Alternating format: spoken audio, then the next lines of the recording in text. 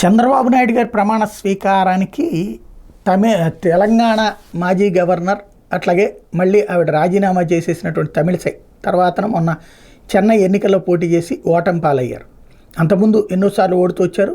అయినా ఆమెకి చక్కటి గవర్నర్ పదవి ఇస్తే ఆమె ఒక రకంగా చెప్పాలంటే అనవసరపు వివాదాలతో పార్టీకి ఏమాత్రం ప్రయోజనం రాలేదు. ఆవిడ వల్ల కేసీఆర్తో విభేదాలకి ఆవిడే కారణమైంది. ఒక రకంగా అంతకుముందు బీజేపీ టీఆర్ఎస్ల మధ్య ఉన్నటువంటి సుహృద్భావ వాతావరణం ఆవిడ వల్లనే చెడిపోయింది.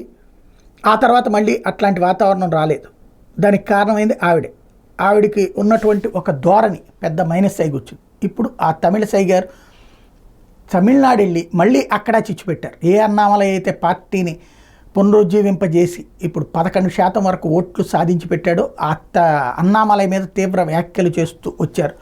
ఈ నేపథ్యంలో నిన్న బాబుగారి ప్రమాణ స్వీకారానికి వచ్చినటువంటి తమిళసై అందరికీ నమస్కరిస్తూ అమిత్ షా దగ్గరికి వెళ్ళినప్పుడు అమిత్ షా వెనక్కి కేకేసి మరి కాస్త సీరియస్గా మాట్లాడటం, ఆమె ఏదో చెప్పబోతుంటే తోసిపుచ్చుతూ మాట్లాడడం, వెంకయ్యనాయుడు గారి పక్కనే ఉన్నటువంటి అమిత్ షా చేసిన అది కాస్త చర్చనీయాంశమైంది.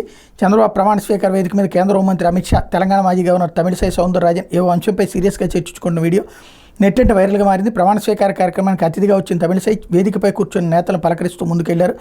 అక్కడే ఉన్న మాజీ ఉపరాష్ట్రపతి వెంకయ్యనాయుడు అమిత్ షాను ఆమె పలకరించారు. తర్వాత ఆమె అక్కడి నుంచి ముందుకెళ్తుంటే అమిత్ షా వెనక్కి పిలిచారు. తర్వాత వాళ్ళిద్దరి మధ్య సంభాషణ జరిగింది. అది కాస్త సీరియస్గానే ఉన్నట్టు అనిపించింది. మందలించారు అన్నటువంటి చర్చ నడిచింది.